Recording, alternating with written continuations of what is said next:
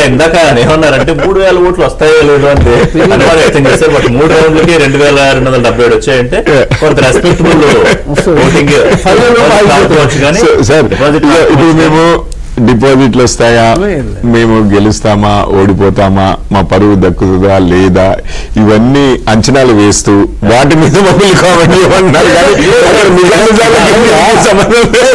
అంటే ఒక్క విషయం, ఇంతకుముందు అనుకున్నట్లుగా 3వ ప్లేస్ లో ఉన్నప్పుడు అండ్ హీటెడ్ గా ఎవరికి ఇస్తారు అది చెప్పండి పోనీ బిఫోర్ యూ. అది తెలియదండి, ఇక ప్రజలకి ఇస్తాం. డిప్లొమాటిక్ ఇప్పుడు 3 రౌండ్లు అయ్యాయి కదా. తెలంగాణ ఏ పార్టీ కూడా 3వ పార్టీకి డివైడ్ ఏ పార్టీ రాలేదు. ఇదే నేనేమన్నానంటే బీజేపీ కావద్దు, కిషోర్ రెడ్డి గారు డిపాజిట్ దక్కుతుంది. అయితే నేను చెప్తాను ఒక విషయం చెప్పాను కదా, మిరకిల్ జరిగిందన్నారు. ఆ మిరకిల్ ఏంటో దానికి కారణం ఏంటో నేను చెప్పాను. -5 నుంచి +5 ఎంఐఎం అభయహస్తంతో ముందుకెళ్తోంది. కాంగ్రెస్ గెలవచ్చు అని చెప్పి నేను అనుకుంటున్నాను ఆ అడ్వాంటేజ్ తో. ఎందుకంటే ఇది బేసికల్లీ ఈ డెమోగ్రఫిక్ అట్లాంటిది. అదే వేరే కాన్స్టిట్యుయెన్సీలో అయితే డిఫరెంట్ గా ఉండేది. ఈ కాన్స్టిట్యుయెన్సీ దాదాపు 30% మైనారిటీ ఓట్ బ్యాంక్ ఉండడంతో అతను ఎంఐఎం క్యాండిడేట్ అవ్వడము ఇదంతా అన్ని కలిసి వచ్చి, లేకపోతే ఇంత ప్రయాస చేసి అజరుద్దీన్ గారికి మినిస్ట్రీ ఇచ్చి అటు పాకిస్తాన్ ఆర్గ్యుమెంట్ మన దగ్గర పెట్టి మన సైనిక దళాన్ని తక్కువ చేసి ఇదంతా గెలవకపోతే ఇంకేమైనా ఉందా sir? Muslims is equal to Congress, Congress is equal to Muslims అని చెప్పి అన్న తర్వాత కూడా గెలకపోతే 18,000 చేస్తుంది. 16 నుంచి 18,000. 2014లో మేము సాధించినటువంటి మెజారిటీ దాదాపుగా మాకు వచ్చిన ఓటు బ్యాంక్ 30%. అయినా మేము విజయం సాధించాము. ఆయన టీడీపీ పార్టీతో విజయం సాధించాడు. అప్పుడు తెలంగాణ రాష్ట్రం ఏర్పాటైన సంవత్సరం. సో 2018లో మా నాయకుడికి వచ్చినటువంటి ఓట్లు 34%. ఒక 4% గెయిన్ తోటి ఆయన 15,000 ఓట్లకు తీసుకున్నాడు.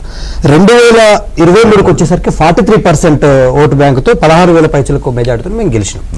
మేమేం విశ్వసిస్తా ఉన్నామంటే ఇప్పుడున్న పరిస్థితిలో అధికార పార్టీకి కొంత ఎక్కడైనా కూడా ఎలక్షన్స్ లో ఎడ్జ్ ఉంటుంది. మనం కంటోన్మెంట్ ఎలక్షన్ అంత ఉన్నా కూడా మా పార్టీ, మా కేటీఆర్ గారు చాలా ప్రెస్టేజ్ గా తీసుకొని మాగంటి గోపీనాథ్ గారికి, జూబ్లీహిల్స్ నియోజకవర్గానికి ఈ 3 ఎన్నికలలో ఉన్నటువంటి అవినాభావ సంబంధం, ఆ నియోజకవర్గంలో ఆయన చేసినటువంటి డెవలప్మెంట్ ప్లస్ వాళ్ళ కుటుంబం, ఈవెన్ దో సునీత గారు కూడా ఆ నియోజకవర్గంలో ఉన్న ప్రతి కార్పొరేటర్లను పేర్లు పెట్టి పిలవడం అని ఆయన బతుకున్నప్పటి నుంచి కూడా వారికి సత్సంబంధాలు. మేము మా క్యాడర్ కూడా సిన్సియర్ గా అన్ని బేరీజ్ వేసుకుంటే నెంబర్ చెప్పండి. మేము ఒకటే అండి, మేము 6,000 నుంచి 8,000 మెజారిటీతో 18,000తో కాంగ్రెస్ అభ్యర్థి గెలుస్తారని కాంగ్రెస్ ప్రతినిధి ధీమా అయితే 6 నుంచి 8,000తో బీఆర్ఎస్ గెలుస్తుందని బీఆర్ఎస్ ప్రతినిధి దత్తాత్రేయ గారు ధీమా వ్యక్తం చేస్తున్నారు. రైట్, మీరు పాయింట్ చెప్తాను మీకు. సెంటిమెంట్ అనేది ఎప్పుడైనా కానీ పీక్ లో ఎప్పుడు ఉంటుంది. మనము తెలంగాణ వచ్చినప్పుడు తెలంగాణ సెంటిమెంట్ పీక్ ఉంటుంది. అది ఉన్నప్పుడు బీఆర్ఎస్కి 63 వచ్చాయి. ఎందుకంటే 2 వర్గాలు అప్పుడు బీఆర్ఎస్ తో లేవు.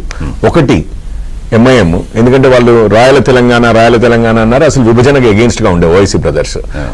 రెండవది, అంతకుముందు ఆంధ్ర ప్రజలు ఎవరైతే, అంటే ఆంధ్ర మూలాలు ఉన్నవారు ఎవరైతే తెలంగాణలో ఉన్నారో వారికి ఇష్టం లేదు తెలంగాణ ఏర్పడడం, అంటే రాష్ట్రం విడిపోవడం.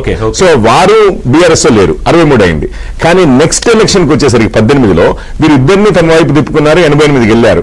ఈ పోయిన ఎలక్షన్ లో వీళ్ళ దగ్గర నుంచి ఎంఐఎం మాత్రము ఇది ముస్లిం ఓట్ బ్యాంక్ మాత్రం కాంగ్రెస్ వైపు వెళ్ళింది. కానీ సిటీలో ఉన్న ఈవెన్ ఆంధ్రములో ఉన్నవారు ఇంకా బీఆర్ఎస్ తోటే ఉండే.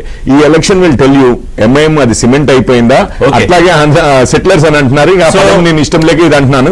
ఇది కూడా ఇప్పుడు దుర్గాప్రసాద్ గారు చెప్పినట్లుగా కాంగ్రెస్ కి షిఫ్ట్ అయింది అని అంటే ఇక బీఆర్ఎస్ మాత్రం ఖాళీ అయినట్లే. మొత్తం మీద 3 రౌండ్లు అయ్యేటప్పుడు కాంగ్రెస్ అభ్యర్థి నవీన్ యాదవ్ క్లియర్ లీడింగ్ లో కనిపిస్తున్నారు. 16 నుంచి 18,000 మెజారిటీ కాంగ్రెస్ ఎక్స్పెక్ట్ చేస్తోంది. బట్ నా అంచనా అయితే అంత మెజారిటీ వచ్చే అవకాశం ఉండకపోవచ్చు. ఇప్పటివరకు అయితే నేరో కాదు కానీ కొద్దిగా ఎడ్జ్ ఇటువైపు కాంగ్రెస్ వైపు వెళ్ళిపోయింది. ఎగ్జిట్ పోల్ ఫలితాలు చెప్పినా 3వ జూబ్లీహిల్స్ చూసినా కూడా కాంగ్రెస్ పార్టీ అభ్యర్థి నవీన్ యాదవ్ వైపు గెలుపు ఉండవచ్చును అని 3 రౌండ్లు అయ్యేటప్పటికి సంకేతాలు. బట్ ఇంకా 7 రౌండ్ల కౌంటింగ్ కొనసాగాల్సి ఉంది. ఇటు బీహార్ చూస్తే క్లియర్ గా మ్యాజిక్ ఫిగర్ ఎప్పుడో దాటిపోయి 167 స్థానాల్లో ఆధిక్యంలో కొనసాగుతుంది. స్పష్టమైన ఆధిపత్యంతో అధికారాన్ని చేజిక్కించుకుంటుంది NDA. Thank you very much Kishore Reddy గారు, దత్తాత్రేయ